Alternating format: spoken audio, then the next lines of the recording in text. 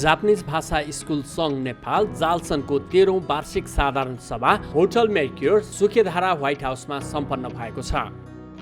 अतिथि एवं सदस्यहरूको सामु उत्साहजनक रूपमा उक्त कार्यक्रम सम्पन्न भएको हो। सङ्घका प्रथम उपाध्यक्ष महेश कुमार श्रेष्ठले स्वागत मन्तव्य व्यक्त गर्दै 13औं वार्षिक साधारण सभाको शुभकामना व्यक्त गर्नुभएको थियो। जापानिज भाषा स्कुल सङ्घ जालसानको आज 13औं वार्षिक साधारण सभामा उपस्थित भएर यो कार्यक्रमलाई सफल पार्न आउनुभएका सम्पूर्ण कार्य समितिका पदाधिकारी साथीहरू, यस संस्थाका सदस्यज्यूहरू, कर्मचारी लगायत हामीलाई माया गरेर पाल्नुभएका सम्पूर्ण शुभेच्छुकज्यूहरू, पत्रकारज्यूहरू, यहाँहरूलाई स्वागत गर्न चाहन्छु। मैले यो स्वागत मन्तव्यमा यहाँलाई स्वागत मात्रै गर्ने हिसाबले मैले धेरै कुरा राख्न चाहिनँ। जालसानको इतिहास यहाँहरूलाई थाहा नै छ। विक्रमसम्म 2011मा स्थापना भएको जालसान एउटा सानो संस्थाबाट हामी सुरु भएको, हाम्रो संस्थापक अध्यक्ष सुनिल बज्राचार्य सर हुनुहुन्छ, उहाँहरूबाट सुरु भएको संस्था आज हामी 13औं वार्षिक साधारण सभा गरिरहँदाखेरि हामी 81 जना अहिले यो जालसानको सदस्य सङ्ख्या भएर हामीले यो साधारण सभा गरिरहेका छौँ। यो सबै यहाँ सदस्य साथीहरूकै विभिन्न काठमाडौँ उपत्यका लगायत उपत्यका बाहिर रहनुभएका यस जालसानमा आबद्ध विभिन्न साथीहरूको सहयोगले गर्दा जालसानले आफ्नो पाइलाहरू अगाडि बढाइरहेको छ र आगामी दिनमा पनि यहाँहरूकै साथ सहयोगबाट नै यो जालसानले अझै आगामी दिनहरूमा आफ्नो दिशा तय गर्नेछ भन्ने पनि विश्वास दिएको छु र यो साधारण सभामा यहाँहरूको उपस्थितिको लागि यहाँहरूलाई म धेरै धेरै धन्यवाद दिन चाहन्छु। यस कार्यक्रममा प्रमुख अतिथि नेपाल सरकार शैक्षिक परामर्श तथा प्रमाणीकरण शाखाका उपसचिव श्री सेमन्तराज कोइराला, विशेष अतिथिमा शैक्षिक परामर्श सेवा महासङ्घका अध्यक्ष श्री राजेन्द्र बराल लगायत कार्य समितिका सदस्यहरू, पत्रकारहरूको बाक्लो उपस्थिति रहेको थियो। शिक्षा मन्त्रालयको तपाईँहरूकै शैक्षिक परामर्श क्षेत्रलाई हेरिरहेको, शाखालाई सम्हालिरहेको कारणले मैले शिक्षा मन्त्रालयबाट भइरहेका केही कुराहरू, शिक्षा मन्त्रालयमा आइरहेका केही समस्याहरू ती पनि उल्लेख गर्न चाहन्छु, किनकि त्यसले यस पछाडिको तपाईँहरूको यस बन्द सत्रमा छलफललाई पनि सहयोग पुग्ला भन्ने अपेक्षा पनि गरेको छु। शिक्षा मन्त्रालयले यस्ता संस्थाहरूको समन्वयमा यसलाई व्यवस्थित गर्नुपर्छ, गर्दै लैजानुपर्छ भन्ने उद्देश्यले शिक्षा ऐनले तोकेको परिधिभित्र रहेर ऐनको भावना, ऐनको लिखत बमोजिम संस्थाहरू दर्ता गरेको छ र ती संस्थाहरूलाई वर्षै पछि नवीकरण गर्नुपर्ने प्रावधान पनि छ र बिचमा ग्याप पनि भएको रहेछ। अघिल्लो आबोबाट हामीले सुरु गरेका थियौँ र अहिले पनि त्यसलाई सुचारू अवस्थामा छ र अहिले आएको संस्थाहरूलाई कतिपय ठाउँमा त समस्या पनि भयो भन्नुभएको छ ब्याङ्किङ प्रोसेसमा। अब हामी ट्याबुलेसन गर्दैछौँ किनकि अनलाइन फुल्ली गर्न सकिँदैन। अघि शेषरा सरले पनि भन्नुभयो सहयोग शिक्षा मन्त्रालयले मागेको छ भनेर मैले मागेको थिएँ र तपाईँहरूको अबको रिन्यू चाहिँ सम्भवतः अरू डकुमेन्ट अपलोड गर्दै गर्छौँ हामी, तर हामीले इन्ट्री सक्ने बित्तिकै तपाईँहरूकै अहिलेको आइडीमा आफै प्रिन्ट गर्न मिल्ने बनाउन दिने प्रयासमा सँगसँगै अगाडि छौँ। त्यसो भयो भने तपाईँहरूलाई धाइरहनु पर्ने, दोस्रो वर्षबाट मन्त्रालय आइरहनु पर्ने, फाइल बोकेर हिँडिरहनु पर्ने बाध्यता पनि नहोला र एउटा सिस्टममा जाला भनेर र सम्भवतः त्यो आशावादी हौँ, हामी त्यसरी जान्छौँ। लामो समय यही पेसामा छौँ र सधैँ हामी एउटै स्टेजमा बसेर नकारात्मक कुरा भन्दा सकारात्मक कुरा पनि गर्नुपर्छ।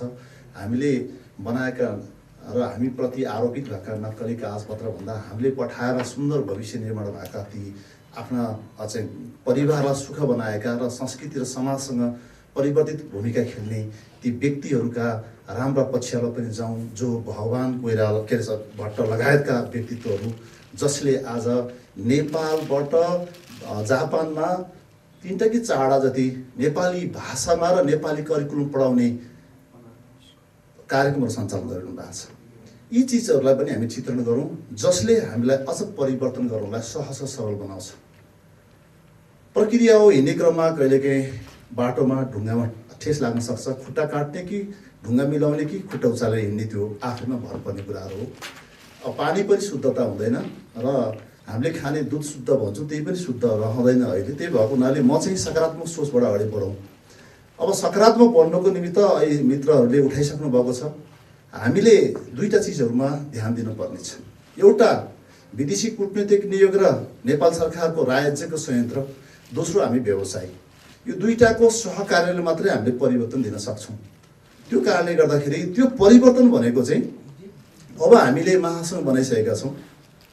म चाहिँ तपाईँहरूसँग यस जालसानको अध्यक्षज्यू लगायत सम्पूर्ण कार्यसमितिलाई अनुरोध गर्न चाहन्छु, एउटा कार्यक्रम यस्तो चलाउनुहोस् जो जालसान र सिङ्गो इन्डस्ट्रीका व्यक्तिहरू त्यहाँ बसौँ र जालसानसँग आबद्ध भएका र अन्य जापानमा पनि काम गर्ने साथीहरूको बिचको कुराहरू सुनौँ। हाम्रा कुराहरू धेरै सुनाएमा उहाँहरूको कुरा सुनौँ, समस्या के हो उहाँहरूको पहिचान गरेर त्यसकोलाई एड्रेस गरेर अगाडि बढौँ। सर्वप्रथम त यो JICA alumni association of Nepal जानको महासचिवको रूपमा आज यहाँहरू समक्ष उपस्थित हुन पाउँदा र आफ्नो मन्तव्य पनि राख्न पाउँदाखेरि उहाँलाई म धेरै धेरै धन्यवाद दिन चाहन्छु।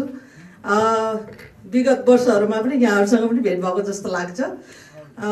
सर्वप्रथम त यो जालसानले जुन अहिले 13औं वर्षमा प्रवेश गरिरहँदाखेरि जुन रूपमा प्रगति गरिरहेछ, निरन्तरता दिएर अहिले 81वटा स्कुल चाहिँ सम्बद्ध भएको सुन्न पाउँदा एकदमै खुसी लागेको छ। उहाँहरूको यो यात्राको लागि म सबै टिमलाई नै म एकदमै विशेष बधाई पनि दिन चाहन्छु। र यो जुन सेक्टरको लागि, यो जापानिज ल्याङ्ग्वेजको सेक्टरको लागि र विद्यार्थीहरूको लागि जुन रूपमा अहिले हामीले देख्यौँ, यो बिमा र ब्याङ्क समेतलाई पनि सहजीकरण गरेर सबैको लागि सहज गर्नको लागि जुन प्रयास गर्नुभएको छ त्यो पनि सराहनीय जस्तो लाग्छ मलाई। हामी अघि अरुण भाइले भनि नै सक्नुभयो, यो संस्थाको प्रगतिको लागि हामी ले जहिले पनि हामी सहयोग गर्छौँ नै र हामी जहिले पनि सँगै नै छौँ। सर्वप्रथम त यो कार्यक्रममा रिप्रेजेन्ट गर्नु पाएकोमा नेपाली ओटिएसको तर्फबाट म आभार व्यक्त गर्न चाहन्छु। कार्यक्रममा बोलाइदिनु भयो र कार्यक्रममा यो सुन्ने, यो जान्ने मौका पाएँ, त्यसको लागि म धेरै खुसी छु। अब नेपाली ओटिएस भन्नुपर्दाखेरि अब हाम्रो अलिकति परिवेश फरक छ, इन द सेन्स हाम्रो संस्थाले चाहिँ प्राइभेट सेक्टर, बिजनेस सेक्टरलाई रिप्रेजेन्ट गर्छ।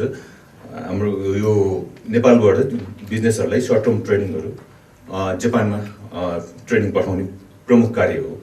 त्यो अर्थमा चाहिँ जापानिज ल्याङ्ग्वेज चाहिन्छ भन्ने छैन उहाँहरूलाई, किन सर्ट टर्म ट्रेनिङ हुन्छ, त्यहाँ ट्रान्सलेटर इङ्ग्लिसबाट हुन्छ। तर त्यो साथसाथै हामी यहाँ नेपालमा पनि के गरिरहेको छौँ भने अब जापानमा we have so much to learn from Japan. त्यो हिसाबले हामी जापानिज स्टाइल अफ म्यानेजमेन्ट भनेर हामी नेपालमा पनि त्यो कार्यक्रमहरू चलाउँछौँ। यहाँ कर्पोरेटहरू जो जापानमा सबै जान सक्नुहुन्न उहाँहरूलाई यो जापानिज स्टाइल अफ म्यानेजमेन्ट भनेर जापानबाट सिक्ने कुराहरू धेरै छ। सो जापानबाट सिक्ने अथवा हाम्रो अरू म्यानेजमेन्टमा सिक्ने भनेको हाम्रो नलेज स्किलहरू छ। त्यो बाहेक पनि त्यतिले पनि पुग्दैन। We have to have the attitude, होइन? त्यसको लागि एटिट्युड भनेको के हो, कहाँबाट आउँछ भने कल्चर, जापानिज कल्चर बुझ्नुपर्छ। अनि जापानिज कल्चर बुझ्ने सबभन्दा फर्स्ट स्टेप मेरो विचारमा ल्याङ्ग्वेजै हो, होइन? Language is the first step to understand Japanese culture and Japanese way of thinking and Japanese way of management. त्यो हिसाबले पनि हामी फ्युचरमा नेपाली ओटिएस पनि सायद ल्याङ्ग्वेजको सिलसिलामा जालसान जस्तै संस्थाहरूसँग हामी सहकारी गर्नुपर्ने अवस्था आउँछ होला, किनभने हामी त्यो हिसाबले गुज्रिरहेछौँ र प्रोग्रामहरू डेभलप गरिरहेछौँ। आजको दिनलाई हामीले भव्य र सभ्य रूपमा सफल बनाउनलाई हामीले विधानत संस्थालाई चलायमान बनाउनको लागि हामीले वार्षिक वर्षभरि गरेका कामहरूलाई के कस्ता कामहरू गऱ्यौँ र भावी योजनाहरू के छन् भन्ने कुरा आफ्ना सम्पूर्ण सदस्यहरूलाई जानकारी गराउने सिलसिलामा यो वार्षिक साधारण सभा आज हुन गइरहेछ। यसलाई भव्य र सभ्य रूपमा हामीले सफल बनाऊँ, यो हाम्रो सबैको दायित्व हो। र म हाम्रो शिक्षा मन्त्रालयबाट पनि हाम्रो सर यहीँ उपस्थित हुनुहुन्छ, महासङ्घको अध्यक्षज्यू पनि यहीँ हुनुहुन्छ। हामी एउटै मात्रै कुरा, यो जालसानमा आबद्ध रहेको हामी जापान मात्रै विशेष गर्ने कन्सल्टेन्टहरूले जुन एउटा अफर लेटरको आधारमा पाउनुपर्ने एनओसी अरू कन्ट्रीको जस्तो थियो त्यो हामीले पाइरहेका छैनौँ र हामीले जालसान 13औं वर्षमा प्रवेश गर्दै गर्दा आज हामीले सुरुवाती दिनदेखि आजसम्मका नेतृत्व वर्गहरूले गर्नुभएको काम सराहनीय छ। यसलाई हामीले खुला मनले यसलाई हामीले मुक्त कण्ठले प्रशंसा गर्नैपर्छ, किनभने स्पेसल जापान मात्रै काम गर्ने भएको नाताले जापान र नेपाल बीचको सुमधुर सम्बन्ध कायम राख्ने काम पनि यो संस्थाले गरेको छ। हामीमा सङ्घहरू धेरै छन्। यो क्षेत्र मैले जहिले पनि भन्ने गर्छु, ग्ल्यामरसको क्षेत्र हो यो। ग्ल्यामरसको क्षेत्रमा धेरैको आँखा पुग्छ। त्यहाँ पोजिटिभ कुराहरू पनि हुन्छन्, नेगेटिभ कुराहरू पनि हुन्छन् र यो सङ्घ र महासङ्घहरूले नेगेटिभ कुराहरूलाई चाहिँ त्यसलाई करेक्सन गर्दै अगाडि बढाउने र पोजिटिभ कुराहरू सोसाइटीमा, सरकार पक्षमा, अभिभावक र सम्पूर्ण देशमा र विदेशमा आफ्ना कुराहरू चाहिँ सम्प्रेषण गर्ने हो जस्तो मलाई लाग्छ। र त्यही अवधारणाबाट विगत 22, 23, 24 वर्षदेखि म पनि सङ्घमा आबद्ध भएर अहिले मैले भनिरहेका कुराहरू मैले निर्वाह गरिरहेको छु। हामीले जहिले पनि सरकारलाई मात्रै गाली गर्छौँ, यसो भएन उसो भएन भनेर हामीहरू कम्प्लेन मात्रै गरिरहेको हुन्छौँ। तर सरकारलाई हामीले चाहिँ के गर्न सकिरहेछौँ, सरकारले कसरी सहयोग गर्न सकिरहेछौँ भन्ने कुरा पनि हामीले चाहिँ हेक्का राख्नुपर्छ। त्यसको लागि सर्वप्रथम मैले धेरै जोड गर्ने भनेको इथिकल वर्क प्र्याक्टिस। हामीले आफ्नो पेसा व्यवसाय अगाडि बढाउँदै गर्दाखेरि चाहिँ इथिक्समा बस्नुपर्ने हुन्छ, जसले गर्दाखेरि चाहिँ हामी आफैलाई आफ्नो प्रेस्टिजियस पेसाको लागि चाहिँ शिर उठाएर अगाडि बढ्न सक्छौँ। Thank you very much for inviting Japanese Association here. We are happy to be here to celebrate this 13th anniversary of Jalsan. I think right after this establishment we had the earthquake, and then SSW officially started. After that we suffered from the COVID, and then after that some political disturbances, and then this Genji movement. We Japanese living here, we feel very happy to be here in Nepal because you Nepali people have a very nice mind to welcome us. So our life is very nice and we feel very happy. But because of earthquake and COVID and many things, we are living here a very unhappy life in economic situation. We cannot get much money. And oppositely, maybe you people going to Japan. Here in Nepal, we have maybe 400, 500 Japanese only in total after the COVID. Before COVID, we had 1,200, but it reduced. Most of the people already went back to Japan. And because of COVID and because of the online service, nowadays Japanese people just making online meeting every morning, but they are not visiting here. Unfortunately, this is the bad side of technology, I think. But anyway, you people are already 200,000 people are living in Japan. And they are living a rich life, I know. Maybe 1 lakh, 2 lakh, or 5 lakh, sometimes 10 lakh, they are earning per month. But I doubt they are living there happily or not. र यहाँ आउँदा यहाँको unity, यहाँको अहिलेसम्मको काम र सुन्न पाउँदा म एकदम हर्षित भएको छु। एकदम तपाईहरु सामु बोल्न पाउँदा मलाई पनि एकदम रमाइलो लागेको छ। र तपाईहरु जुन देशको काम गर्नुहुन्छ त्यसको 200 किलोमिटर उतापट्टि साउथ कोरिया छ, त्यो डेस्टिनेसनमा स्पेशल हामी काम गर्छौं। र अहिले एसोसिएसनको अध्यक्ष छु त्यसको। सँगै काम गर्दा यो हामी एउटा डेस्टिनेसन को एउटा लिडरशिपमा बस्दै गर्दाखेरि सबैभन्दा टार्गेटमा हामी चाहिँ पढ्या हो कि जस्तो लाग्छ कहिलेकाहीँ। किनभने एनओसी बन्द गरिदिन्छ हेर्नुस्, यो के आधारमा बन्द हुन्छ, कसरी बन्द हुन्छ, किन बन्द हुन्छ, यस पछाडिका रिसर्चहरू के छन् केही पनि पाउँदैनौँ। अस्ति भर्खर हाम्रो पनि एउटा यो 167 वटा युनिभर्सिटी मात्रै लिस्टेड भएछ। अब बेटर युनिभर्सिटी चाहिँ को चाहिँ बन्द भएछ, अर्को छेउको चाहिँ ठिकै खालको युनिभर्सिटी चाहिँ लिस्टमा परेछ हेर्नुहोस्। अनि फोन गरे हाम्रो त लिस्टिङमा पर्यो, हाम्रो त लिस्टमै छैन। मिस्टर खड्का के हो यो कसरी यो गर्यो भने अनि मैले उहाँलाई भने हाम्रो देशमा भगवान् भन्ने हुनुहुन्छ पशुपतिनाथ कि उहाँलाई थाहा छ कि उहाँ बन्द गर्ने मान्छेलाई थाहा छ हामीलाई चाहिँ औपचारिक रूपमा के कारणले बन्द गरे हो केही पनि थाहा छैन अध्यक्ष भइहाल्छ 10वटा फोन आउँछ तर के भएको पत्ता पाइँदैन यो समस्या हो 9th एजिएमबाट जहाँसम्म मलाई याद छ 9th एजिएमबाट हामी यो कोलाबोरेसन सुरु गरेकोमा अहिले हामी यो 13th एजिएममा आइसकेको छौँ सो यसले पनि थाहा हुन्छ कि 5 वर्षमा मलाई याद छ त्यतिखेर 50 देखि 55 एसोसिएसन मेम्बर्स हुनुभएकोमा अहिले 81 जना आइसक्नु भएको छ सो यसले पनि देखाउँछ कि जुन हिसाबको युनिटी र एसोसिएसनको यो स्ट्रेन्थ बढिरहेछ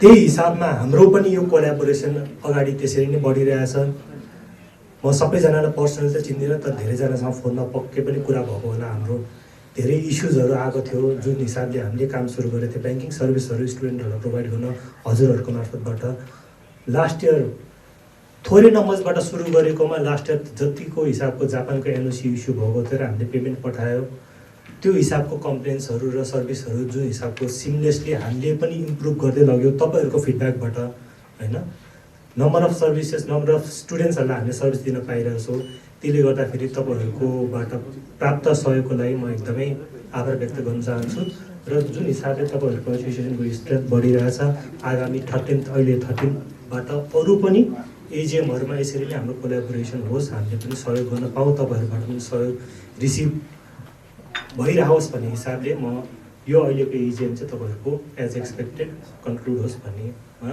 म एकदमै शुभकामना दिन चाहन्छु थ्याङ्क यू भेरी मच मलाई लाग्छ 3 वर्षदेखि हामी सहकार्य गर्दै आएका छौँ वास्तवमा हामी लाइफ इन्सुरेन्स कम्पनीले हामीले देखेका छौँ भोगेका छौँ हाम्रा नेपालीहरू विदेशमा विभिन्न एउटा उद्देश्यले विदेश जानुहुन्छ जस्तो वैदेशिक रोजगारको लागि जानुहुन्छ केही वर्किङ पर्मिटमा जानुहुन्छ केही स्टुडेन्टहरू जानुहुन्छ र उहाँहरूको अलिकता त्यो जुन दाबीहरू परेको हुन्छ दाबीको प्रकृतिहरू हामी दाबी भन्ने बित्तिकै मृत्यु मात्रै हामी बुझ्ने गर्छौँ धेरैले जीवन बिमा भनेपछि दाबी डिसेबिलिटीको पनि हुन्छ जुन पर्मानेन्ट टोटल डिसेबिलिटी हुन्छ पार्सियल डिसेबिलिटी हुन्छ विभिन्न किसिमको क्रिटिकल इलनेस लागेर फर्केको हुन्छ होइन मान्छेहरू देखेका छौँ हामीले अपरेसनमा आएको 8 वर्ष पुरा भयो 4.5 अर्ब हामीले दाबी भुक्तानी गरिसकेका छौँ हामीले 26 अर्ब प्रिमियम कलेक्सन गरेर 5.5 अर्ब 5.5 अर्ब दाबी भुक्तानी गरिसकेका छौँ स्वाभाविक रूपमा म 13 वर्षको यो ट्रजेक्टरी एउटा एसोसिएसनले एउटा ब्लुप्रिन्ट पेश गरिरहेको छ यो एसोसिएसन जापानसँग विद्यार्थीलाई पछाउने काम मात्र होइन त्यसका अरू सरकारवाला निकायहरूसँग पनि कसरी इङ्गेज हुन्छ भन्ने कुरा सुनिलजी मार्फत सपना देखेको यो जालसान आज रमेश देवकोटासम्म आइपुग्दाखेरि सेफ ह्यान्ड लिडरसिप भनेको कस्तो हुन्छ भन्ने कुरा तपाईँले डेमोन्स्ट्रेट गरिदिनु भएको छ र देशमा यो 13 वर्षको दौरानमा जापान गन्तव्य बनाएर जाने विद्यार्थीहरूको सङ्ख्या नेपालबाट आज हेर्ने हो भने हाम्रो प्रमुख अतिथिज्यू शिक्षा मन्त्रालयलाई रिप्रेजेन्टेटिभ गर्दै यहाँ आउनु भएको छ नेपालबाट शैक्षिक गन्तव्यको एनओसीको डेटाले सबैभन्दा बढी अलमोस्ट 30-40 हजारकै हाराहारीमा नेपाली विद्यार्थी जाने एउटा गन्तव्यमा पुग्ने र त्यहाँ गएका विद्यार्थीहरूले जापान अझ बढी रोज्ने र आफ्ना मान्छेहरूलाई त्यहीँ बोलाउने र सबै विद्यार्थीहरूको पहिलो डेस्टिनेसन चाहिँ जापान नै हुने अनिवार्यतालाई चाहिँ चान्चुने एफोर्टले त्यहाँ पुग्दैन यदि व्यावसायिक रूपमा तपाईँहरूको उपस्थिति तपाईँहरूको क्षमता तपाईँहरूको कार्यशैलीमा सकारात्मकता थिएन भने यो सम्भव थिएन त्यसका लागि सुनिलजीदेखिको यो लिडरसिपको ट्रजेक्टरीमा रमेशजीसम्म आइपुग्दा तपाईँहरूले खेलेको भूमिकालाई एकपटक यो हलले सम्मान गर्नै पर्ने हुन्छ समुद्घाटन सत्रलाई सङ्घका महासचिव श्री अरुण पाण्डेले उद्घोषण गर्नुभएको थियो जालसनका अध्यक्ष रमेश देवकोटाले उपस्थित अतिथिहरूलाई मायाको चिनो प्रदान गरी कार्यक्रमको समापन गरिएको थियो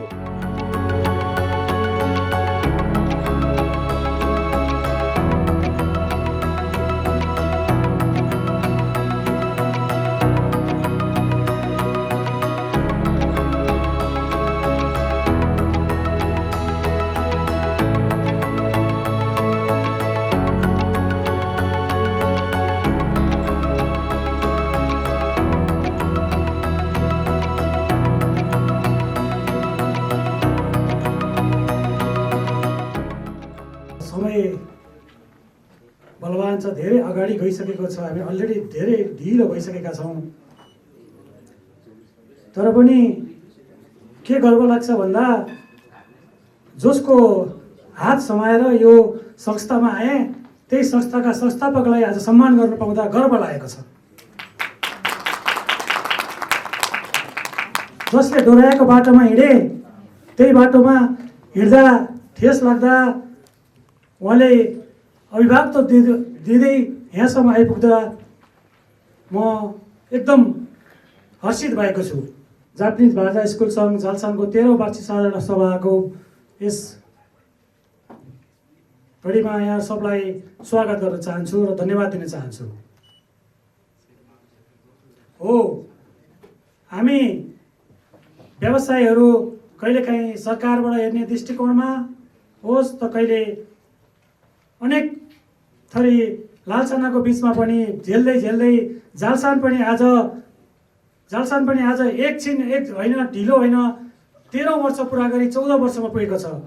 हुन त स्थापना कालदेखि हामी 15 वर्षदेखि 16 वर्ष पुग्नुपर्ने हो। बिचका विभिन्न कालखण्डमा एउटा दुईटा हामीले वार्षिक उत्सव बनाउन नसकेको अवस्थामा हामीले यसलाई चाहिँ रेगुलर नै गरौँ भन्ने हिसाबले बिचमा त्यही अनुसारको म्यान्डेट पाएको हुनाले यो 13औं पुगेको हुँदै गर्दा नि हामी 2011मा संस्था इस्टाब्लिस भएर आज आइपुग्दै गर्दाखेरिमा हामी 16 वर्षको वार्षिक उत्सव मनाउनु पर्ने दिनमा हुँदै गर्दामा पनि हामी 13औं वार्षिक साधारण सभा मानिरहेका छौँ। जापानलाई प्रमुख गन्तव्य बनाएर व्यवसाय गर्ने साथीहरूको सहजीकरणको लागि काठमाडौँ जिल्ला प्रशासनमा दर्ता भएर 2011 सालदेखि सुरुवात भएको यो जालसान आजको दिनसम्म आइपुग्दाखेरिमा विभिन्न सरकारवाला निकायहरूसँग समन्वय गरी प्रमुख भूमिका निर्वाह गर्दै यहाँसम्म आइपुगेको छ। जापान अरू देशमा गरेको भन्दा अलि फरक दृष्टिकोणको व्यवसाय पनि हो र नेपाल सरकारले वैदेशिक शिक्षा अनुमति शाखाबाट हामीलाई हेर्ने दृष्टिकोण पनि फरक छ। किन फरक छ, के माने फरक छ भन्दा अरू जुनसुकै देशको पनि हामीले चाहिँ एनओसी लिन जाँदाखेरिमा त्यसको भिजा देखाउन नपर्ने, त्यसको केही गर्न नपर्ने, कलेज अथवा स्कुलको एडमिसन लेटर र इन्भोइसको आधारमा पाउने, हामीले मात्रै किन नपाउने भन्दा विगत लामो समयदेखि छलफल थियौँ। हरेक मन्त्री आउनुहुन्छ, शाखाका उपसचिवहरू सचिवहरूसँग परामर्श गर्छौँ, बल्ल बल्ल एउटा चाहिँ ड्राफ्ट गर्छौँ, लास्ट स्टेजमा पुग्छौँ, त्यहाँ सरकार चेन्ज हुन्छ। यही कुरा मैले किन जोडेँ भन्दा आजभन्दा 4 दिन अगाडि यही शाखामा हामी हाम्रो यही कार्यक्रमको निम्ता दिन गर्दै जाँदाखेरिमा त्यहाँका उपसचिवज्यूसँग लामो छलफल गर्ने एउटा चाहिँ अवसर प्राप्त भयो। त्यो अवसर प्राप्त गर्दा उहाँ यो कुरामा धेरै अनभिज्ञ हुनुहुन्थ्यो। उहाँका जो अहिले चाहिँ त्यो शाखामा आउनुभएका कर्मचारीहरू सबै नयाँ हुनाले धेरै कुरा उहाँलाई जानकारी पनि रहन्छ। हो, हामीले लगभग 1 घन्टा हाम्रो टिमले 1 घन्टा छलफल गऱ्यौँ। उहाँ धेरै कुरामा सकारात्मक पनि हुनुभएको छ। उहाँले फेरि हामीहरूलाई बोलाएर लामो छलफल गर्ने आश्वासन पनि दिनुभएको छ र यो जापानको 6 महिने भिजा भए तापनि जापानमा 6 महिनाको पढाइ नहुने कुरामा उहाँ आफू चाहिँ कन्भिन्स हुनुभएको छ। कम्तीमा पनि जापानमा 15 महिनाको पढाइ हो भन्ने कुरा हामीले उहाँलाई चाहिँ बुझाउन चाहिँ सकेको छौँ। तर यो कुरा आधिकारिक रूपमा केले बुझाउँछ भन्ने कुरा उहाँले हामीसँग चाहिँ कन्सर्न गर्नुभएको छ। हामीले यो सम्बन्धित कुराहरूको बारेमा अरू पछि छलफल गर्ने कुरामा आएको छौँ र सम्भवतः यो कुराहरूमा उहाँले आश्वासन पनि गर्नुभएको छ कि यस्ता खाले कुराहरूमा साँच्चीकै जापान सरकारको यो नै नियम हो भने यो कुरालाई कहीँ टेकेर हामीलाई डिसिसन गर्न मिल्ने छ भने हामी डिसिसन गर्न सक्छौँ। अब त्यसको बारेमा चाहिँ छलफल गरौँ भन्नुभएको छ। अब तुरुन्तै हामी यो एजिएम पछि फेरि उहाँसँग एउटा हाम्रो साथीहरूसँग पनि राय सल्लाह लिएर अहिले पछि बन्द सत्रमा राय सल्लाह लिएर के गर्दा चाहिँ सजिलो हुन्छ भन्ने हिसाबले एउटा राय सल्लाह लिन्छौँ।